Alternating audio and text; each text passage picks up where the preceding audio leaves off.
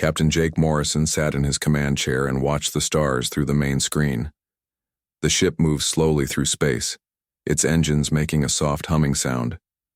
He had been captain of the UES Horizon for 3 years now, and deep space, exploration had become routine. Today felt different, though. Something was wrong, but he could not say what.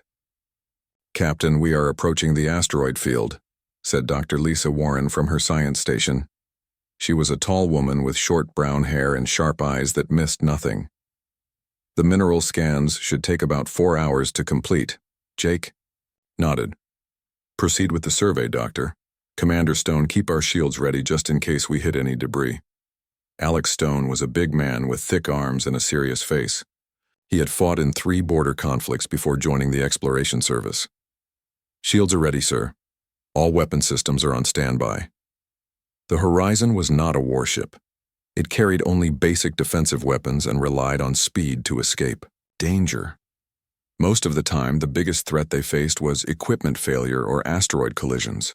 The galaxy seemed peaceful, and humans had not met any hostile alien species in over 50 years. Lieutenant Maya Rodriguez looked up from her communications panel. She was young, barely 25, but she was the best communications officer in the fleet. "Sir, I am picking up some strange signals from deep space. They are very faint, but they do not match any known patterns." Lisa frowned and checked her instruments. "I'm not seeing anything on the long-range sensors. Maya, can you clean up those signals?" Maya worked at her console for several minutes. Her fingers moved quickly over the controls as she tried to make sense of what she was hearing. "Captain, these signals are definitely artificial. Someone is out there and they are getting closer." Jake felt a cold feeling in his stomach. "How close?" "Based on the signal strength, I would say maybe 6 hours away. But sir, whoever they are moving fast. Much faster than any human ship." The bridge became quiet except for the soft beeping of instruments. Jake had heard stories from other captains about strange contacts that turned out to be nothing.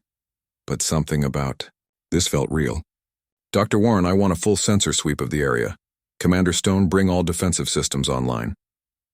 "Sir, should I send a message to Earth Command?" Maya asked. Jake thought for a moment. "Not yet. Let us see what we are dealing with first." The next few hours passed slowly. The crew went about their work, but everyone felt nervous. The asteroid survey continued, but no one was really paying attention to the mineral readings. All eyes were on the sensor displays, watching for any sign of the approaching contacts. Lisa worked with Maya to track the signals. They were getting stronger, and there were definitely 3 separate sources.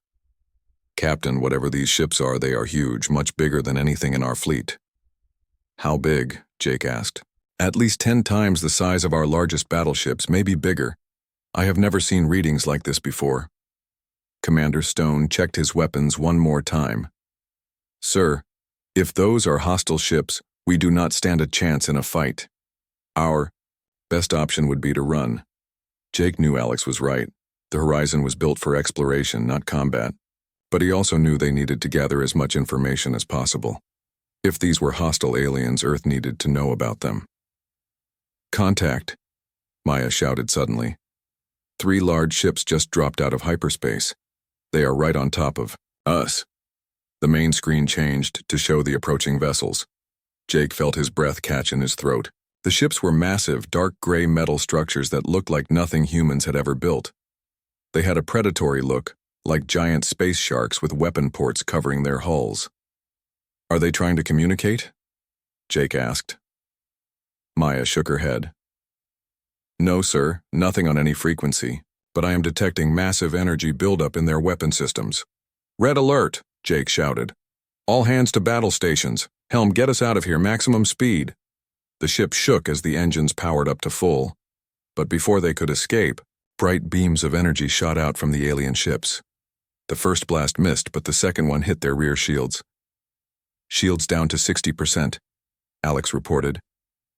"Sir, they are not trying to destroy us. Those were warning shots."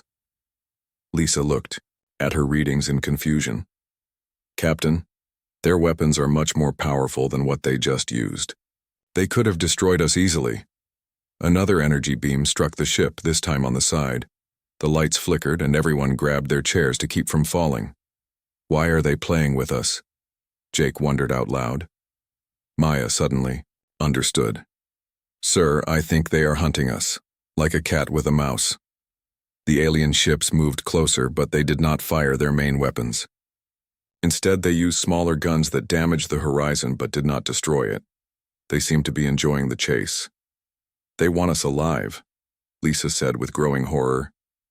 Captain, I think we just became prey. Jake felt anger rise in his chest. No one hunted humans. Helm, take us into the asteroid field. Use the rocks for cover. The horizon dove between the floating rocks, and the alien ships followed. They moved like living things, flowing around obstacles with deadly grace. Every few minutes they would fire another shot, always careful not to cause too much damage. Captain, I am recording everything, Lisa said. If we do not make it back, at least Earth will know what happened. We are going to make it back, Jake said firmly. Maya, prepare a data burst transmission to Earth Command. Tell them we have encountered hostile aliens. Give them everything we have recorded. Message ready, sir. Send it. The transmission shot out toward Earth at faster than light speed. Whatever happened next, humanity would be warned. The chase continued for another hour. The alien ships seemed content to follow and occasionally shoot, like predators playing with their food. Finally, when the Horizon's engines began to overheat, Jake saw their chance. There. He pointed at a gap between two large asteroids. Take us through there. Full speed. The ship shot through the narrow space, and for a moment, they were hidden from their hunters. Jake used the opportunity to jump to hyperspace. The stars stretched into lines and they were safe. But as they flew toward Earth, Jake knew this was just the beginning. Humanity had just met something that saw them as prey. The galaxy had just become a much more dangerous place.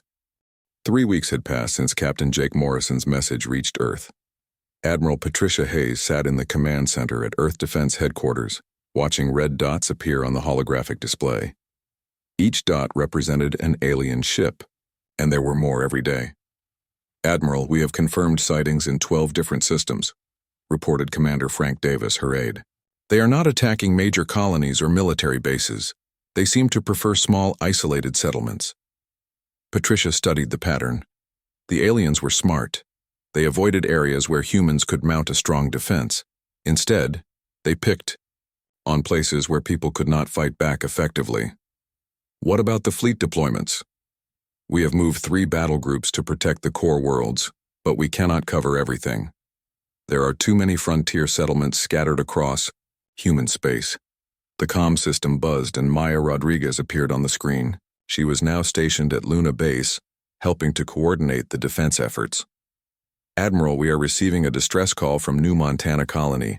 They say alien ships just appeared in their system. Patricia felt her stomach drop. New Montana was home to 50,000 colonists, including many families with children. How long until our nearest ship can reach them? 18 hours, ma'am. Too long. Whatever was going to happen would be over by then. Patch me through to the colony. I want to speak with their administrator. The screen changed to show Ben Carter, a middle-aged man with worried eyes. Behind him, Patricia could see people running back and forth in panic. Admiral Hayes, thank God. We need immediate evacuation. There are 3 massive ships approaching our planet. Mr. Carter, help is on the way, but it will take time. Can your people defend themselves? Ben shook his head. We have some hunting rifles and a few mining explosives, but nothing that could hurt ships that size. Admiral, these colonists are farmers and miners, not soldiers. Patricia wished she could do more. Get everyone to the underground shelters. Stay there until help arrives. Yes, ma'am. We will do our best. The transmission ended, and Patricia was left staring at the empty screen. She hated feeling helpless while innocent people were in danger. Dr. Amanda Foster entered the command center carrying a data pad. She was Earth's top expert on alien psychology, and she had been studying everything they knew about these new enemies. Admiral, I think I understand what we are dealing with. Tell me, Amanda pulled up files on the main display. Based on the attack patterns and the intercepted communications, these aliens see hunting as more than just survival. For them, it is sport. They enjoy the chase. You mean they are hunting humans for fun? Exactly. Look at this. Amanda showed video footage from the first encounter. Captain Morrison's ship could have been destroyed in seconds, but they chose to play with it instead. They want their prey to run and hide. It makes the hunt more exciting. Patricia felt sick. So we are dealing with a species of sadists. In a way, yes. But there is more. I have been analyzing their ship movements and communication patterns. They operate like pack hunters, but each individual seems concerned with personal glory. They compete with each other to make the best kills. Before Patricia could respond, alarms started blaring throughout the command center. "Admiral," called Commander Davis, "we are receiving a transmission from the alien ships. It is on all frequencies." "Put it through."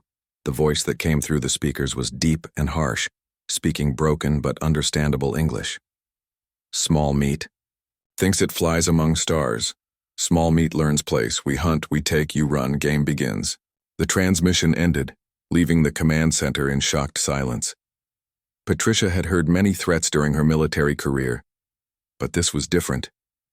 These aliens did not want territory or resources. They wanted to hunt humans like animals. "Admiral," Maya called from Luna Base, "I am getting reports from multiple colonies. The aliens are jamming communications and landing troops on inhabited worlds." Dr. Foster looked at her data pad with growing alarm. They are not trying to conquer these worlds. They are turning them into hunting preserves. 2 days later, Patricia received the first detailed report from a survivor. Captain Ryan Brooks of the destroyer UES Defiant had managed to rescue a few dozen people from a mining station before it was completely overrun. "Admiral, what I saw there was not warfare," Ryan reported via secured channel. "It was systematic hunting. The aliens use some kind of stunning weapons to disable people without killing them. Then they release them and hunt them through the settlements." "Did you engage the alien ships?" "Yes, ma'am.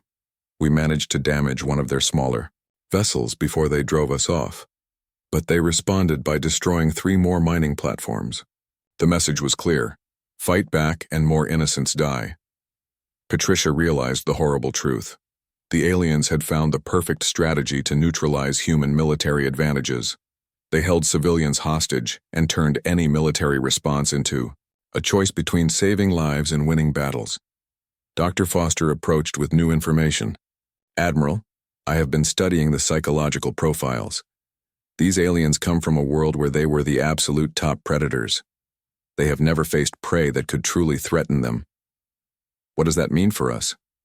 "It means they might have weaknesses we can exploit. They are used to hunting animals that run in panic. They may not know how to handle prey that thinks and plans."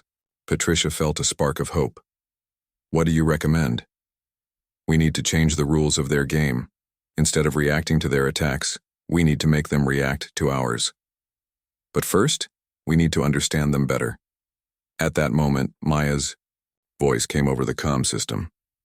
"Admiral, Captain Morrison is requesting permission to launch a reconnaissance mission. He wants to get close to one of their hunting grounds and gather intelligence." Patricia knew it was dangerous, but they needed information. "Approved. Tell Captain Morrison to be careful. We cannot afford to lose him and his crew." As the reports continued to come in from across human space, Patricia began to see the scope of the threat. The aliens were not just attacking random targets. They were systematically turning human colonies into hunting preserves, creating a network of terror that would paralyze human expansion into space. But Amanda Foster's words gave her hope. These aliens might be superior hunters, but they had never faced prey like humans. If Earth's military could find the right strategy, they might be able to turn the tables on their tormentors. Patricia looked at the star map showing all the red dots representing alien ships. "Commander Davis, I want you to start planning something different. Instead of defending our colonies, I want to know how we can hunt the hunters."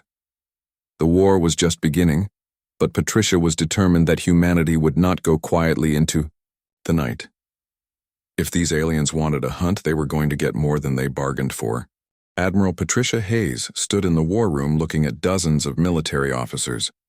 The best minds in Earth's defense forces had gathered to discuss a plan that seemed impossible. Project Prometheus was their last hope, and everyone knew it. "Ladies and gentlemen, conventional warfare has failed," Patricia began. "We cannot match their ships in direct combat, and every time we try to rescue civilians, they kill more innocents. We need a completely different approach." Colonel Danny Walsh stepped forward. He was a lean man with scars on his hands and a reputation for completing impossible missions. "Admiral, my team is ready for insertion. We have studied every piece of data about the alien hunting methods." Danny's team was small but skilled. Sergeant Kelly Price had survived 3 combat deployments and knew how to move without being seen. Tony Martinez could make explosives from almost anything and had nerves of steel. Nicole Davis was the best computer specialist in the military and could hack any system given enough time. Dr. Amanda Foster pulled up a holographic map showing the Haven colony. "This settlement has been turned into a hunting preserve for 3 weeks now. Our satellites show approximately 200 survivors, still alive, scattered throughout the ruins. The aliens seem to be saving them for special hunts." "What makes this location different from the others?" asked Kelly. "The terrain," Amanda replied. "Haven was built in a series of interconnected valleys with lots of caves and underground passages. The colonists know every hiding place, but they are too scared to fight back." Danny studied the map carefully. "How many alien hunters are on the surface?" "Intelligence suggests between 20 and 30 individuals. They take turns hunting, treating it like a recreational activity. They have also set up some kind of base camp near the main settlement ruins." Patricia activated another display showing alien ship positions. 3 large vessels remain in orbit, but they maintain a standard patrol pattern. If we time this right, we can get in and out during their rest cycle. Nicole looked at the technical data. "Admiral, what about their detection systems? From what we know, their technology is far ahead of ours." "That is where human psychology comes in," Dr. Foster explained. "These aliens are overconfident. They do not expect their prey to organize or fight back effectively. They rely on fear and panic to control the hunt." Tony grinned and patted his equipment bag. "So we give them something to be afraid of instead." The mission launched 2 days later. Danny's team used a modified stealth shuttle that could avoid most detection systems. As they approached Haven, they could see the devastation below. The once thriving agricultural colony was now a nightmare landscape of burned buildings and abandoned equipment. "Remember the plan?" Danny whispered as they prepared to land. "We are not here to fight them directly. We are here to rescue survivors and make the hunters feel like prey." They landed in a remote valley far from the alien base camp. Kelly immediately began scouting the area, while Nicole set up communication equipment to contact any survivors who might be hiding nearby. "I have movement," Kelly reported through her comm unit. "A group of colonists in the caves about 2 kilometers east. They look terrified but alive." Meanwhile, Tony started placing small explosive charges at strategic points throughout the valley. These were not meant to kill the aliens, but to create noise and confusion when activated remotely. Dr. Lisa Warren's voice came through their comm system from the orbiting command ship. "Team leader, be advised that we are detecting increased alien activity near your position. They may have noticed something." Danny felt his heart rate increase, but he kept his voice calm. "Understood. Nicole, how long until you can establish contact with the survivors?" "Give me 10 more minutes. I am trying to tap into their emergency communication network." As Nicole worked, Kelly moved through the ruins like a ghost. She had learned stealth techniques from the best special forces instructors, and now she put those skills to use. The aliens were good hunters, but they had never hunted anything that could hunt them back. "Contact established," Nicole whispered. "I am talking to Ben Carter, the colony administrator. He says they have organized the survivors into small groups, hidden throughout the cave system.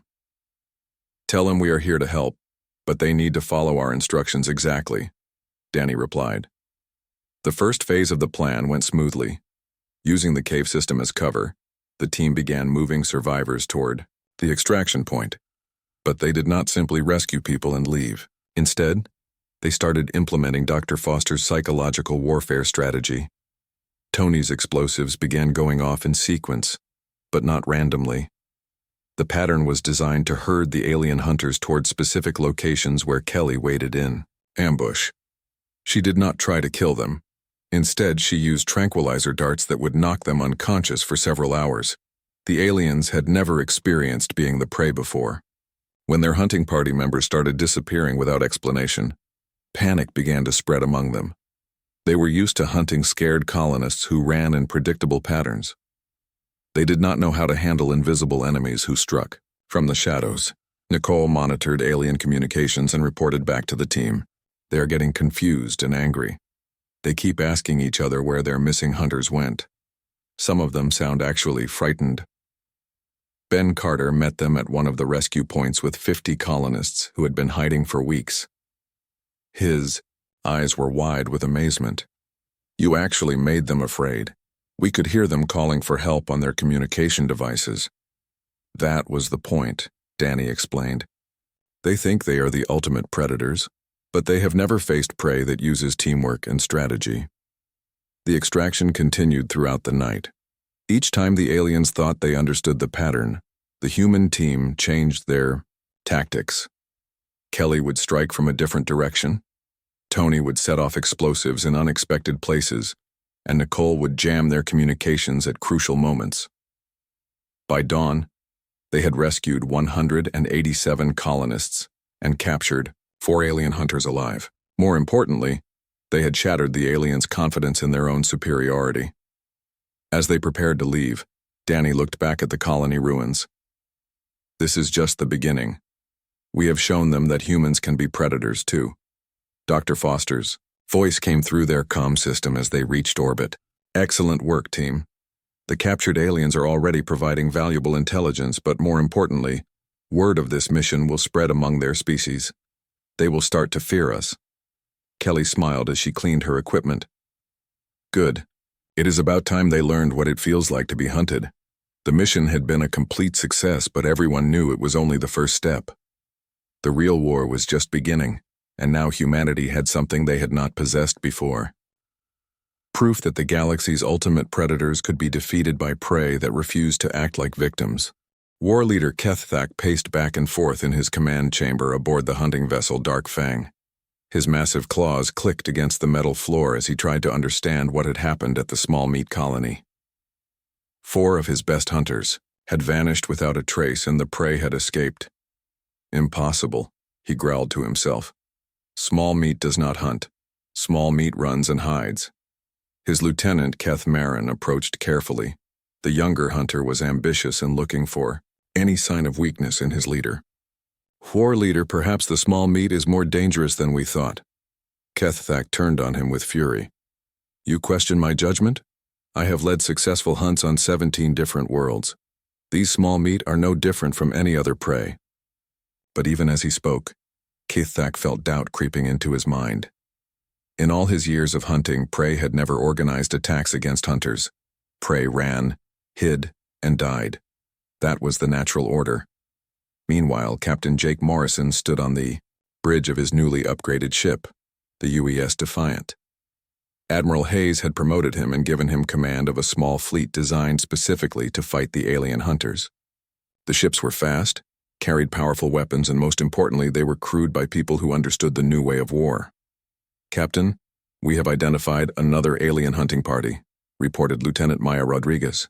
She was now his communications officer and had become expert at tracking alien movements.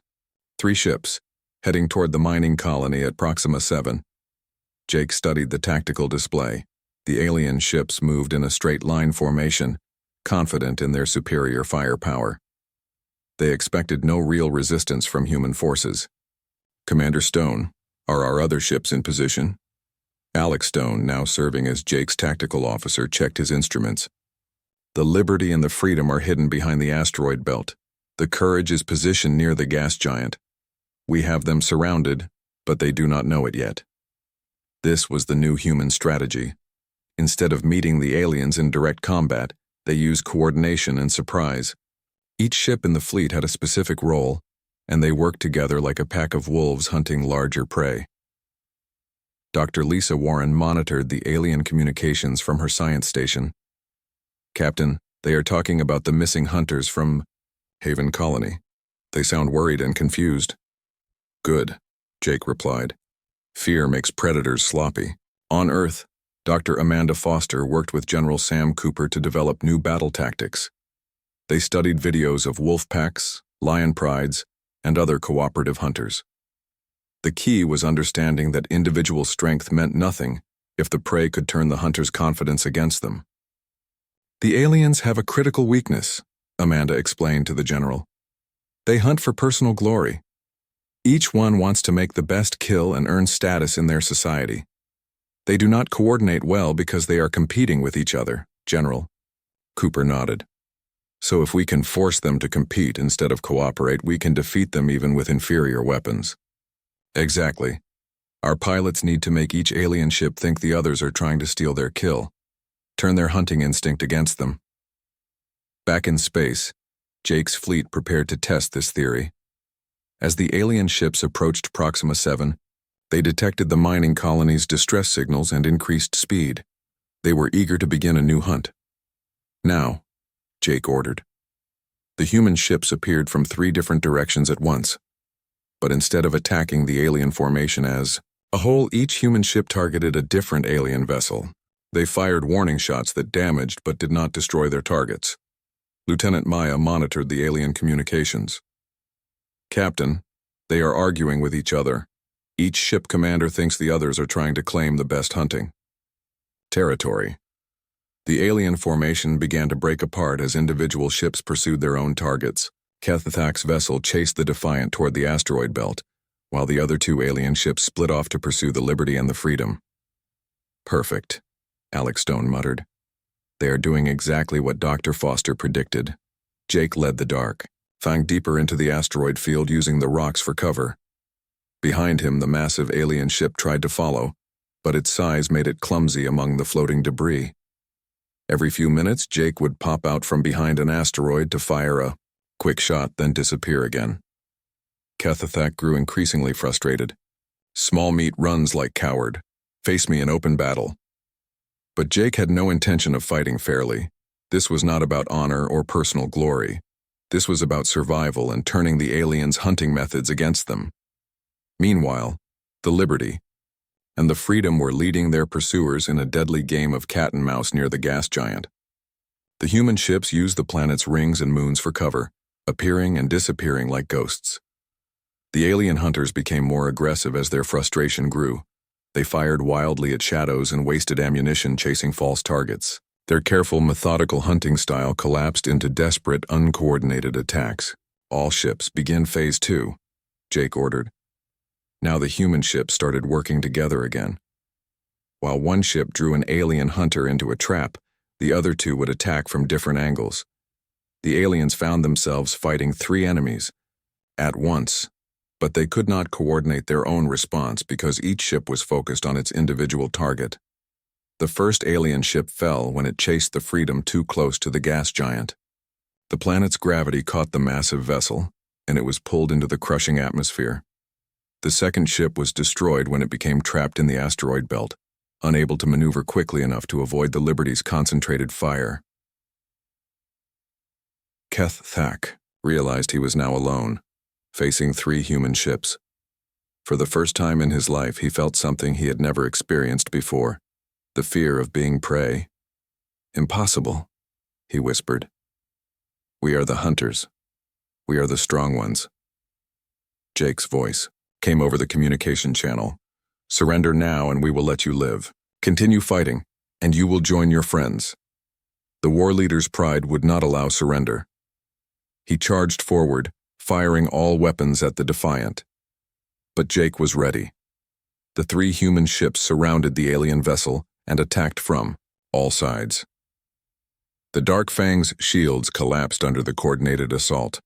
As his ship died around him, Keththak finally understood the truth. The small meat were not prey at all. They were predators, and they had been hunting his people from the very beginning. News of the victory spread quickly through both human and alien space. For the first time, a major alien hunting party had been completely destroyed. On Earth, people celebrated in the streets. In alien space, war leaders began to question whether these humans were really the easy prey they had seemed to be. Admiral Hayes smiled as she read the battle report. "Captain Morrison, you have just changed the rules of this war. They came here thinking they were the apex predators. Now they know better." The news of war leader Kethak's defeat spread through alien space like wildfire. On the homeworld of the hunters, panic filled the Great Council chambers for the first time in thousands of years. Elder war leader Kethvor, the oldest and most experienced hunter, called an emergency meeting. "How is this possible?" demanded war leader Kethsan, his voice shaking with rage and fear. "The small meat destroyed an entire hunting pack. They took Kethak's ship and crew." Kethmarin, who had survived the battle by fleeing when he saw his leader fall, spoke quietly. "Elder, the small meat do not fight like prey. They fight like us, but worse. They work together in ways we never learned." Elder Kethvor studied the battle recordings with growing alarm. His people had ruled the galaxy as apex predators for millions of years. No prey species had ever fought back successfully. "Send a message to the human leaders. We will negotiate." Meanwhile, on Earth, Captain Jake Morrison received the promotion to Admiral and found himself sitting across from Dr. Amanda Foster in a secure meeting room. They were preparing for something no human had ever done before: negotiate with alien predators from a position of strength. "Amanda, what do we know about their psychology now that we have defeated them?" Dr. Foster pulled up her research files. "Jake, these aliens respect only strength and dominance. The fact that we defeated their hunting parties means they now see us as fellow predators rather than prey. But they are also confused and frightened because this has never happened before in their history." Admiral Patricia Hayes entered the room carrying a datapad. "The alien message just came through. They want to meet on a neutral moon in the Beta Centauri system. No weapons, no ships, just representatives from both sides." Jake felt nervous about the meeting, but he knew it was necessary. "Who will represent humanity?" "You, Dr. Foster, and Colonel Walsh. You three have the most experience fighting them, and they will respect that." 3 days later, Jake stood on the surface of a barren moon waiting for the alien shuttle to land. Beside him, Amanda carried recording equipment and Danny Walsh kept his hand near his sidearm, even though they had agreed to meet without weapons. The alien shuttle was massive and black, landing with a heavy thud that shook the ground. The door opened and 3 figures emerged. Jake had seen aliens in battle recordings, but seeing them in person was different. They were even larger than he had imagined, with thick armor-like skin and claws that could tear through metal. The lead alien approached slowly. Jake recognized him from intelligence reports as Elder War Leader Kethvor, the most dangerous hunter in their species. Behind him walked 2 younger aliens, including Kethmarin, the survivor from Kethak's defeat. "I am Elder Kethvor," the alien said in broken but clear English. "You are the small meat leader who defeated our hunting packs." Jake stood straight and looked directly into the alien's eyes. "I am Admiral Jake Morrison of the Human Military Forces. We are not small meat. We are humans and we do not run from predators." The elder studied Jake with obvious confusion. "Your species should be prey. You are small, weak, with soft skin and no natural weapons. How do you hunt successfully?" Dr. Foster stepped forward. "We hunt with our minds, not our claws.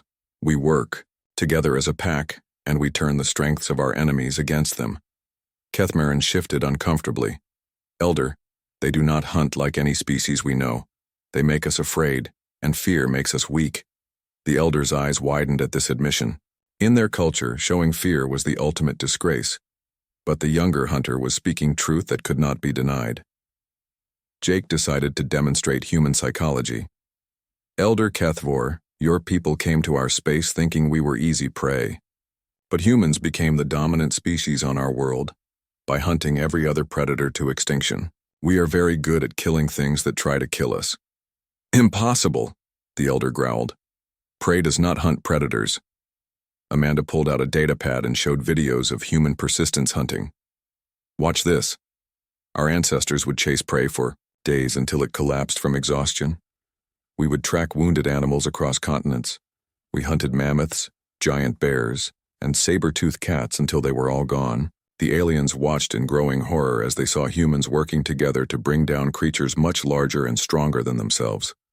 They saw the patience, the planning, and the relentless determination that made humans the ultimate persistence hunters.